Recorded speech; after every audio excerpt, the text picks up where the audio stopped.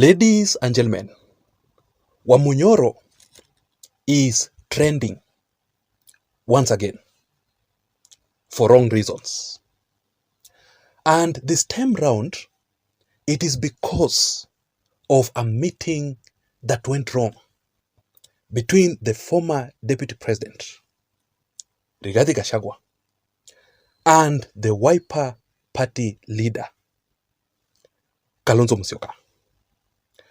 Last week, Kalonzo Musyoka gifted Rigathi Gachagua some goats in Wamunyoro.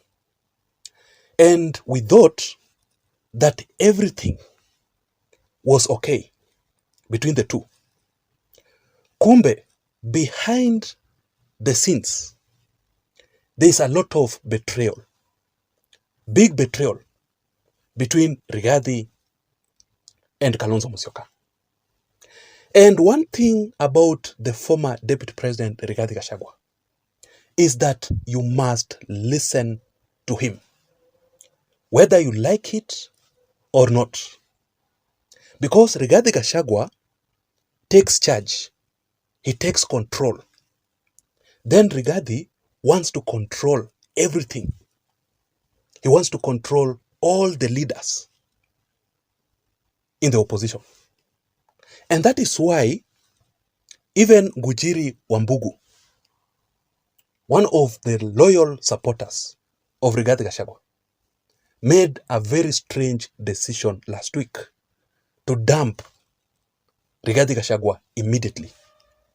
And when I listened to Gujiri Wambugu, he made it very clear that Rigathi Gachagua is the worst political dictator. Let me read for you this statement here. It says, major blow to the former DP Rigathi Gachagua after one of his trusted confidants, former Nyeri Town MP, Honorable Gujiri Wambugu, dumped him for allegedly trying to dictate the management of the Mount Kenya region politics. So he wants to control and to dictate the Mount Kenya region politics. Not Ngujiri Wambugu alone. Even Simba Arati today, this is what Simba Arati told Rigathi Gachagua. If this is the kind of a person our brother Fred Matiang'i wants to work with, then we are truly doomed. How can Rigathi Gachagua say that if the Kisii community does not manage to produce over 2 million votes, then the mountain cannot support Fred Matiang'i as the presidential candidate? So now, just because Mount Kenya region has numbers, you want to bully everyone else in your coalition to bow down before you. That is not leadership, but total arrogance. I think it's too early for Rigathi Gachagua to determine who must be the flag bearer in the opposition. It's too early for that. Because Martha Karua wants to be the flag bearer, Kalonzo Musyoka, even Eugene Wamalwa, even Fred Matiang'i, even Rigathi Gachagua himself wants to be the flag bearer. So it's too early.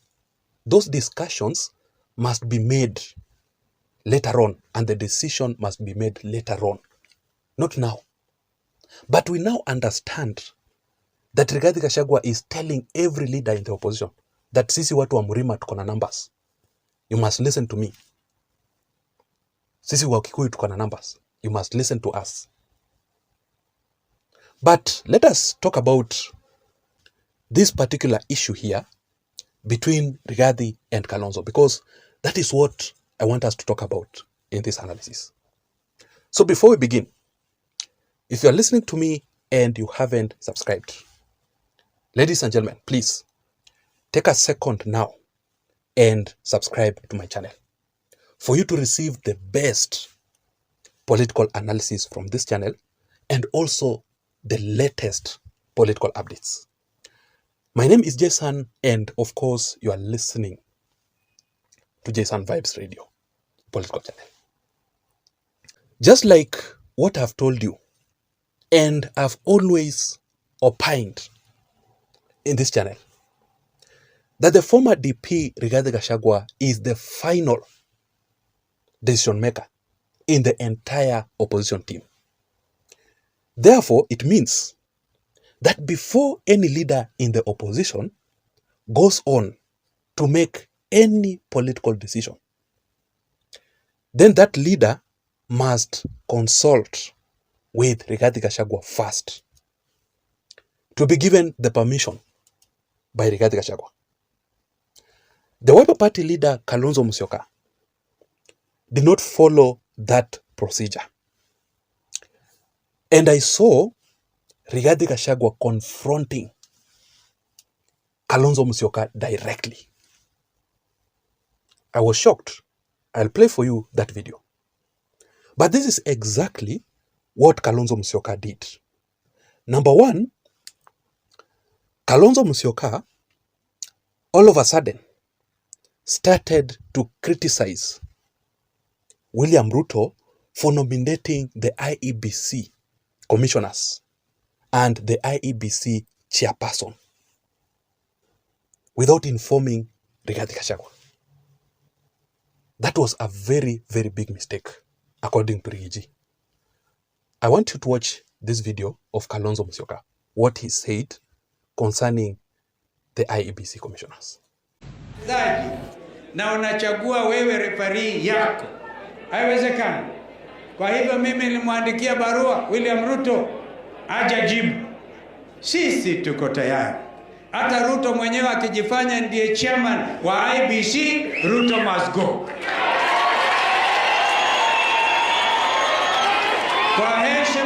Kwa heshima Joel Monube, we are not afraid.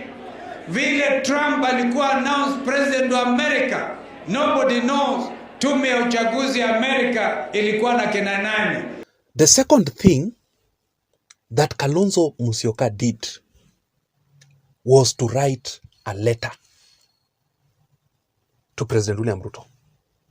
He wrote a letter to William Ruto concerning the Iebc matters. This is the letter. Let me show you the screenshot.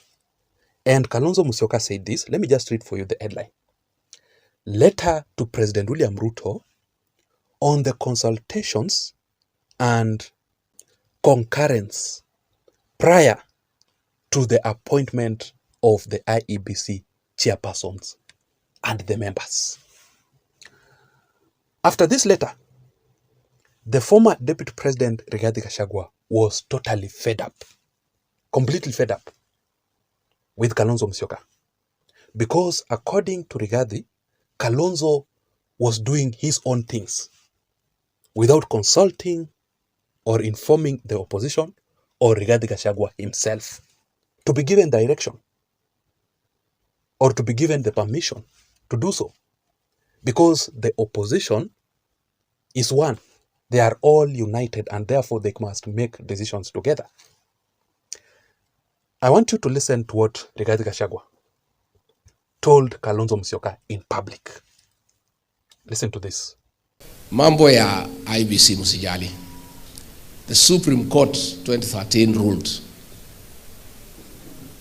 that the polling station result is final. Hiyo ndio ya maana. Wale watu wako pale IEBC kazi yao ni makarani ya tallying, kufanya addition na calculator. Mlipiga ngapi inaunganishwa. So there is no problem. What is important ni Wakenya wajiandikishe. Majenzi mpo? Nyinyi ndio tegemeo la Kenya. Tafadhali jensi na muomba. After watching that video of Rigathi Gachagua, in my opinion, that was very wrong for Rigathi Gachagua to differ with Kalonzo Musyoka in public. The best thing that Rigathi Gachagua should have done as the leader. He should have called Kalonzo Musyoka and the Wiper Party leaders for a meeting and to discuss their political differences and the way forward. Instead of, deciding to disagree with one of your members in the opposition in public. Hii ni aibu ndogo ndogo. Very, very bad picture. But here is the situation whereby Kalonzo Musyoka is insisting that he does not trust the Iebc to conduct the 2027 general elections.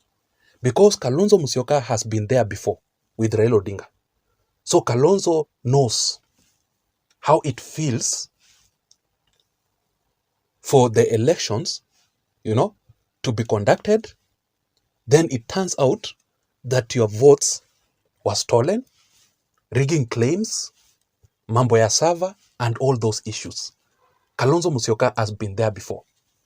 That is why insisting that he must be consulted, he must be informed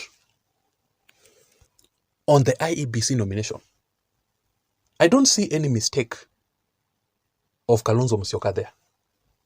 He decided to oppose the Iebc nominations because that is a decision that is made by Kalonzo and the Wiper Party.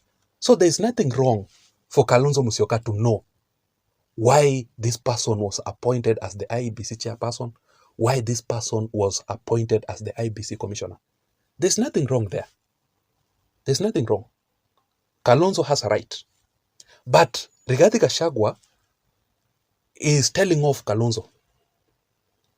Rigathi Gachagua is telling Kalonzo, no, we trust the Iebc. Because the work of the Iebc is just to tally. Ni makarani, nothing else. So between Rigathi and Kalonzo, who is right? Should Rigathi Gachagua proceed and trust the Iebc? Then what if we go to the elections, then Rigathi Gachagua loses, maybe he's the presidential flag bearer. He loses those elections. Then, according to the investigations, is that there were rigging claims. What should Rigathi Gachagua do? But Rigathi Gachagua does not want Kalonzo Musyoka to oppose the Iebc because of only one reason. Only one reason. And the reason is Rigathi Gachagua does not want Kalonzo to oppose the Iebc nominations because it is a sign of losing. It is a sign of fear. Just like a football match. What if the players in the game starts to blame the referee even before the game starts? That shows that the players are already in fear of losing. So they are blaming the referee.